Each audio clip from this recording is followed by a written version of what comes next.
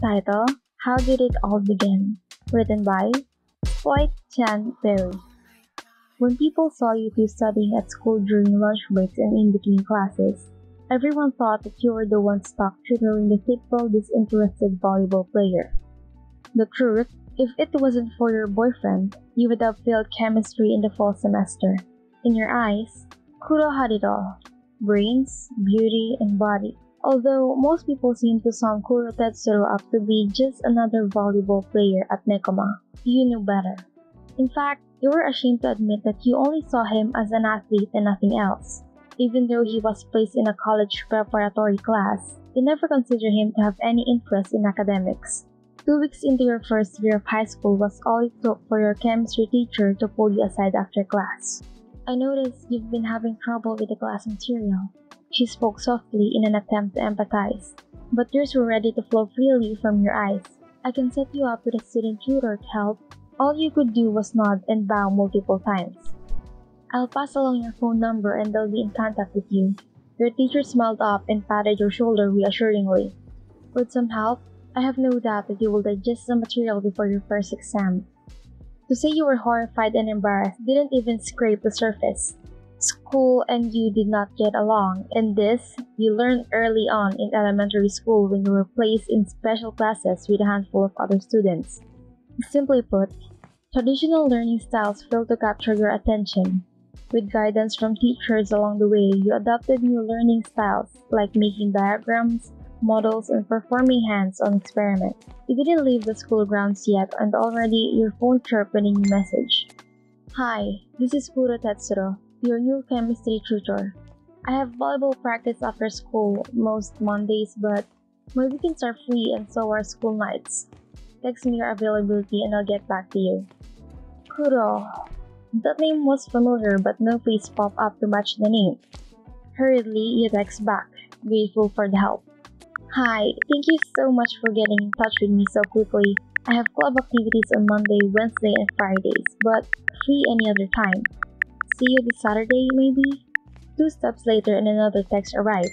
"Saturday sounds good. 10 a.m. at the local library? See you then."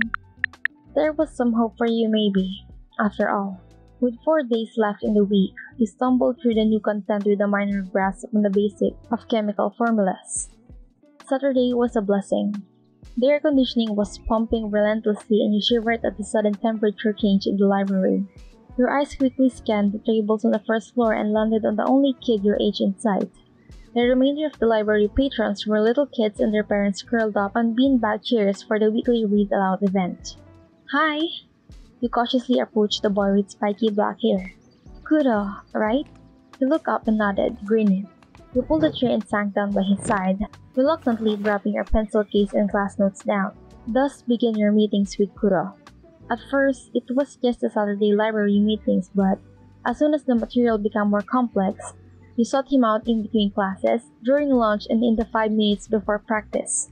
Every time you bounded towards him with a pout on your face and your eyes glassy, seconds from bursting into tears. You felt so stupid and overwhelmed, hating yourself for something you couldn't change about yourself. Each time, Kuroo welcomed you sweetly and assured you that he would work it through with you. When your first test was looming over you in a week, Kuroo came by your house every day after school, sweaty from practice and backpack filled with your favorite honey butter chips and banana milk. "I don't get it." You hit your head on your desk with a thud and buried your face in your hands. "I hate conversion." Kuroo laid a hand on your head and sighed. "We're going to do more practice problems and I'll work through the mistakes with you," Kuroo assured you. When you didn't raise your head, he laid his head on the desk and turned to face you. "I'll treat you to a nice meal when your test is over." Kuroo grinned mischievously and immediately you perked up. "Let's go to the new cafe with the strawberry crab cakes." You excitedly bounced up and down, forgetting about the red marks all over your practice problems. Deal. Kuroo didn't really care too much for cakes and dessert, but seeing your eyes twinkle again made him stare at you for a second longer than normal. At the next volleyball practice, Kenma murmured something that Kuroo didn't quite catch, but judging from Kenma's annoyed expression, it was worth hearing again. "What did you say, Kenma?" Kuroo elbowed Kenma, wiggling his brows to lighten the mood. The frown on Kenma's face didn't disappear like he expected to. You spent all your time with that girl. Don't forget that we have actual games next month. Kenma didn't glare, but the message was clear to Kuroo. He needed a better grasp on time management. It was true. He arrived late and left early. He rarely saw Kenma outside of school. However, he couldn't help wanting to spend more time with you. Your quiz grades were definitely improving, and the endless things and hugs he received from her whenever her studying paid off left him wanting more.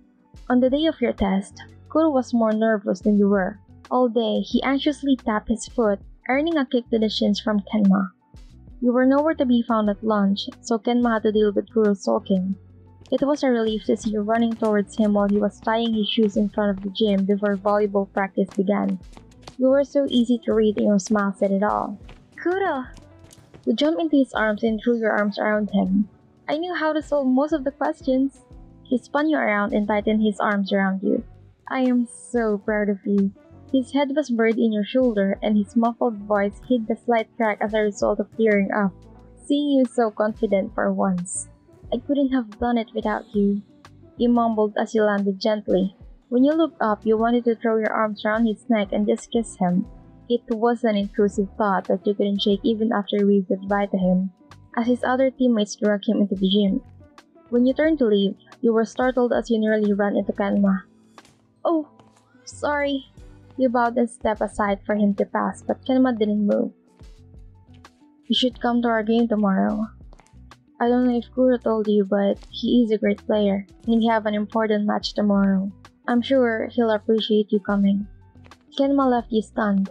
It was only then that you realized how much of Kuroo's time you had been absorbing, worried about yourself rather than him too. You texted him whenever you needed him, and he always replied. He called you after quiz days to ensure that you weren't upset. You admired him for all he had done for you, never complaining.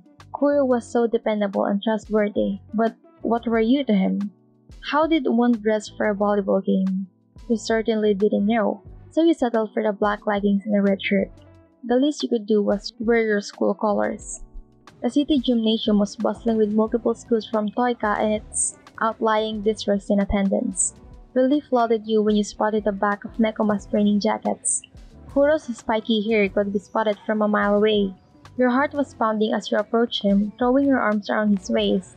Surprise! You shouted and he quickly spun around, initially confused, but when he saw you, his face lit up, the same mischievous smile you've grown to love blossoming on his face. There wasn't much time before warm-ups, but Kuroo escorted you to the stands where you could see him the best. Promised to meet you by the doors of Court C after the match before reluctantly leaving your side. That day, you gained respect for volleyball. Who knew that it would be so fast-paced and intense? The camaraderie in the thunderous cheers created an atmosphere like no other. More than anything, you saw a different side of Kuroo. His genius in the classroom was unparalleled to his genius on the court. As the game progressed, each time Kuroo blocked a spike, you screamed until your lungs felt like they would burst. Your heart swelled with pride, and with Nekoma winning for the day, no one could wipe the smile off your face. It became custom to lean into Kuroo's arms at this point. He squeezed you tight and you brushed his hair away from his face without thinking. You were so close to him, noses practically touching, and at that moment, something possessed you to kiss him. Your lips brushed against him for a second and you pulled away, shocked at yourself. Come here, he whispered before crushing your lips with his again, somewhere behind you. Lev hollered and you smiled against Kuroo. Yaku cleared his throat. We were blocking the way. The two of you broke apart and sheepishly looked down at your feet. Kuroo can pretend to be a playful all he wants, but he'll never fool me. Lev's sing-song voice floated through the main concourse of the gymnasium. Without knowing, your hand was snuggled in Kuroo's. The volleyball team rode the team boss back to school for a post-match analysis meeting. So with the promise to see him tomorrow for your trip to the cafe, you sent off Kuroo with his team. Looking back, the Strawberry Cafe was your first date.